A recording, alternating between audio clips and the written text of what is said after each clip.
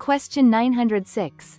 The main purpose for the creation of the Federal National Mortgage Association, Fannie Mae, was to A. Generate funds to pay down the federal deficit, B.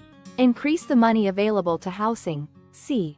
Provide funds to large home builders in big cities, D. None of the above. Correct answer is B. Increase the money available to housing. Prior to Fannie Mae's creation, the housing finance system was unstable, with high down payments and short loan terms making homeownership difficult. Banks often lacked sufficient funds to issue new mortgages. Fannie Mae addressed this by establishing a secondary mortgage market. It purchased government-backed, initially FHA-insured, mortgage loans from primary lenders, banks and other financial institutions. By buying these mortgages, Fannie Mae freed up capital for lenders, allowing them to reinvest those funds into making more new home loans. This continuous flow of money into the housing market made mortgages more available and affordable, thereby promoting homeownership and stabilizing the housing sector. Question 907. In a time of deflation. A. There is a rise in profits by business, B. There is a rise in the gross national product, GNP, C. There is a rise in the value of commodities, D. There is a rise in the value of money. Correct answer is D. There is a rise in the value of money. Deflation is the opposite of inflation. It's a general decline in prices for goods and services across an economy. When prices fall, the purchasing power of money increases, meaning each unit of currency can buy more goods and services than before. This effectively makes money more valuable. Deflation usually leads to decreased consumer spending and falling prices, which can significantly reduce business revenues and profits. Deflation is often associated with economic contraction, reduced demand, and decreased production, which would typically lead to a fall in GNP, not a rise. In a deflationary environment, the prices of most commodities, like oil, metals, agricultural products, tend to fall, not rise, due to reduced demand and overall price declines.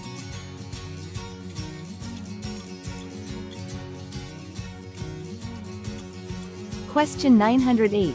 Which kind of estate provides the right of survivorship? A. Joint tenant, B. Tenant in severalty, C. Life estate, D. Tenant in common. Correct answer is A. Joint tenant. Tenant in severalty is a form of ownership where one person owns the entire property. There is no right of survivorship in this case. A life estate is a type of property ownership that lasts for the lifetime of a specific person. It also does not have a right of survivorship.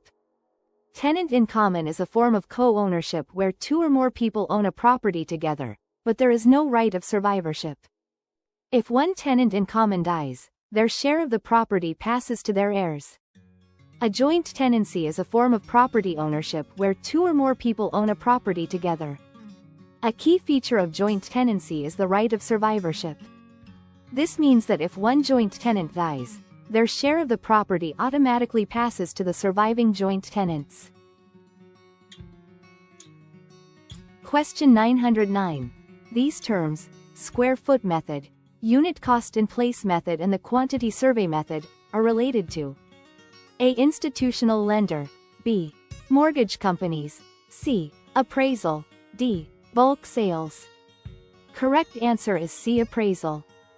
These three methods are commonly used in the field of real estate appraisal to estimate the cost of construction of a building. The square foot method is a simple way to estimate the cost of building a structure. It involves calculating the total square footage of the building and multiplying it by a cost per square foot, which is determined by comparing similar buildings. This method is quick and easy to use, but it may not be accurate for complex or unique buildings. The unit cost in place method is a real estate appraisal method used to estimate the cost of constructing a building. It involves breaking down the building into its individual components, such as walls, floors, roofs, and plumbing systems, and estimating the cost of each component per unit, e.g., cost per square foot for walls, cost per linear foot for plumbing. The quantity survey method is a detailed cost estimation process used in construction projects, including real estate appraisals. It involves breaking down a building into its individual components, calculating the required quantities of each material and labor, and estimating the cost of each component.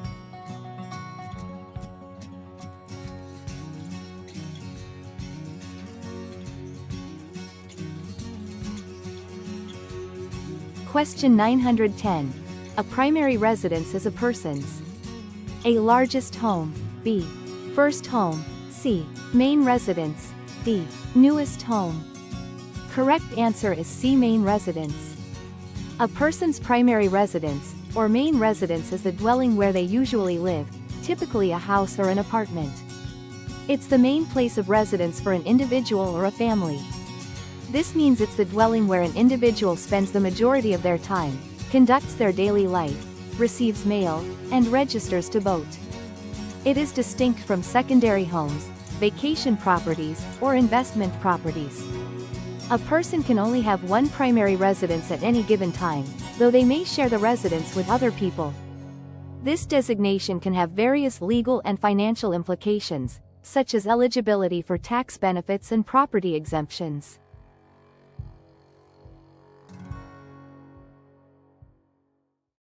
Question 911. What is the minimum age that a married person can lawfully make a contract? A. 18, B. 21, C. 25, D. There is no minimum age. Correct answer is D. There is no minimum age. To answer this, we need to consider the legal age of majority and how marriage might affect it in the context of contract law. This is specific to California law for real estate exams, where the legal age of majority is 18. In California, the general age of majority is 18 years old. This means a person can lawfully enter into contracts at 18. Marriage emancipates a minor. A person under 18 can legally enter contracts if they are emancipated. This emancipation occurs if they are legally married, even though marriage for minors typically requires parental consent or a court order. Such individuals gain the contractual capacity of an adult. Therefore, a married person can lawfully make a contract regardless of being under 18. Because marriage itself grants them the legal capacity of an adult for contractual purposes. If they are already 18 or older, they can obviously make contracts. So, while 18 is the general age of majority, for a married person, their contractual capacity is granted by the act of marriage itself, even if they are younger than 18.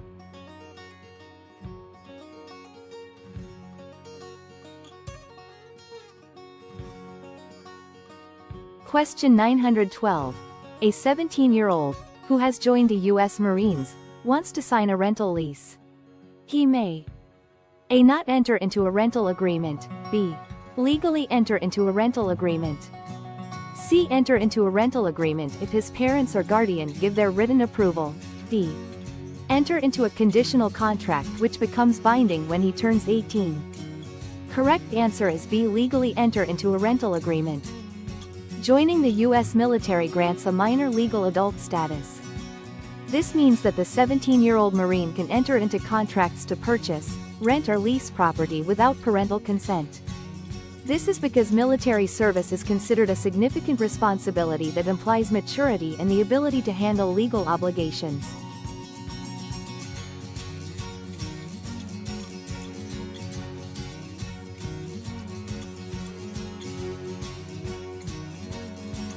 Question 913. Broker Betty included the following in the listing contract she presented to client Carl.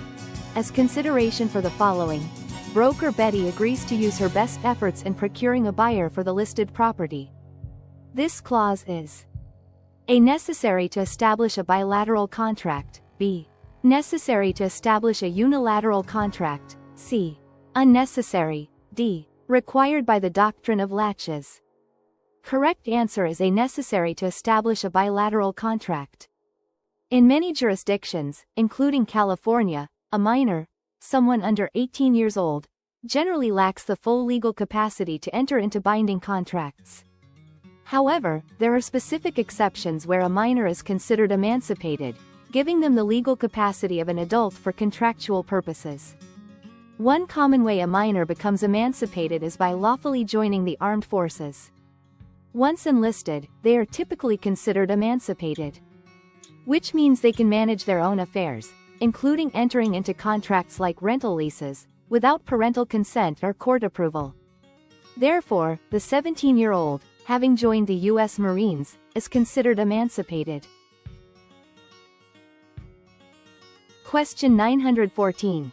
It is required that a recorded lease be acknowledged by A. County clerk, B. Lessee, C. Lesser, D. Building superintendent. Correct answer is C. Lesser. Leases with a term of 1 year or more must be in the form of a signed writing. For a real estate document, such as a lease, to be recorded in the public records, it must typically meet certain formalities. A core requirement for recording a document is an acknowledgement. This means the signature of the party granting an interest, or whose property is being encumbered, must be formally verified. This verification occurs before a notary public or another authorized officer. Therefore, for a lease to be eligible for public recording, it is primarily the signature of the lessor that needs to be acknowledged. This acknowledgement serves as proof of the lessor's genuine signature and voluntary intent in granting the lease. This crucial step then allows the document to be recorded publicly. Recording provides constructive notice to anyone interested in the property.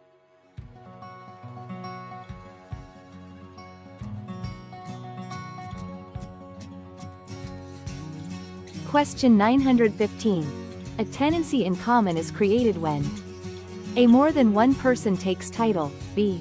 The parties are not married to each other, C. There is no other way to take title, D. All of the above. Correct answer is D. All of the above. A tenancy in common is a form of co-ownership where two or more people own a property together. Each owner holds an undivided interest in the entire property. Unlike joint tenancy, there is no right of survivorship in a tenancy in common. If one co-owner dies, their interest in the property passes to their heirs, not to the surviving co-owners. A tenancy in common can be created when 1. More than one person takes title. This is the fundamental requirement for a tenancy in common. 2. The parties are not married to each other. While married couples can hold property as tenants in common, it's not a requirement. 3. There is no other way to take title. In some cases, a tenancy in common may be the only practical way to structure ownership, especially if the parties involved have different interests or desires.